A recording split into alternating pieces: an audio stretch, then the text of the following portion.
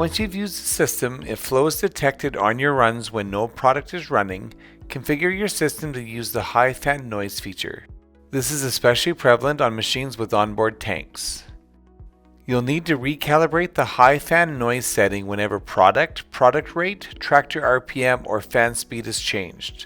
First, set the tractor engine to the RPM that will be used while seeding. Engage the hydraulics to the fan and set the fan to the RPM that will be used while seeding. Please allow the fan to stabilize for 1 minute. This ensures that the fan and airflow are at the operating speed. Tap the settings icon on the main blockage screen.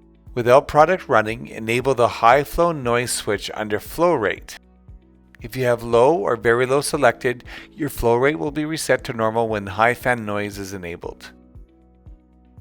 Tap on Calibrate. Select High Flow Noise Calibration and then tap on Start Calibration when it appears.